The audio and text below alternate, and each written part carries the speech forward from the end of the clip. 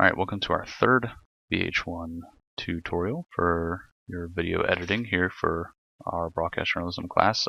Next we're going to talk about how to start a sequence in Adobe Premiere. The sequence in Premiere is going to be this section down here. This is a timeline that shows your video running in order from left to right, and the early parts of the video are on the left, obviously, and the latter parts are at the right. You see segments of time up here at the top. So 1 minute and 4 seconds, 2 minutes, 8 seconds, and we can adjust that so we can get a little more fine-tuned. But you need to have one of these set up so you can actually put your video files into it. Now, you'll notice that this video, the proportion of the screen is a lot different because here in class we use 2 monitors for everything. So when I slide my mouse all the way over here, this is our second monitor where we can view what's actually showing up in our sequence. So this yellow little whatever that icon is and the red line, that red line is showing where we're at in our sequence. And then depending on where we're at in our sequence determines what we see in our program monitor over here on the right. So let's say I move that, let's put it here. The red line is showing this is what we're seeing right now at that moment in our sequence. If we hit play. So they said it's so important, we're going to make it one of the 10 Bill of Rights constitutional changes. So we need one of these sequences created in order for you to begin editing. And the way we do that is we come over to our video files that we've imported already. So if you haven't done steps 1 and 2, you need to do that first. If you've done steps 1 and 2, you have your video files here ready.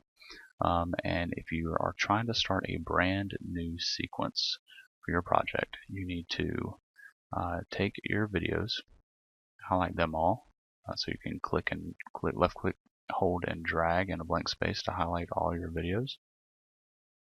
Right click on them and hit new sequence from clip. Now what this is going to do is going to automatically create a brand new sequence down here, and it's going to auto populate it with all of your video files that you have selected here. So maybe you have some pictures or something listed. You don't want to generate a sequence from the pictures, because what the computer is going to do is going to analyze your video files and then choose the most appropriate sequence based on the type of files that you have.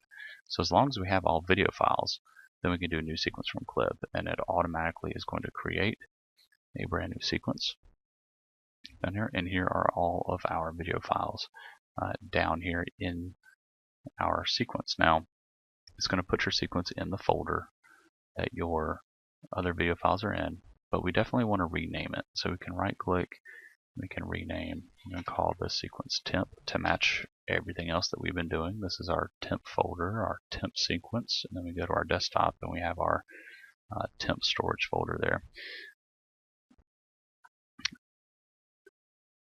Now if you want to add to the sequence files in the future, you go through steps 1 and 2 that we've already covered, but instead of creating a brand new sequence, we can just drag our video files into it. See, and I can move the ones that are already in. Now I have my video files in my sequence. If you are working in Premiere and you need to access your sequence and it's already been created, you'll notice that it creates little tabs here. So here's our old sequence that we had up. We can click temp and we can automatically reveals our new one. And let's say accidentally I close out of my sequence. It's no longer available. It's still in my folder. It has this icon. When I double click it, it's back.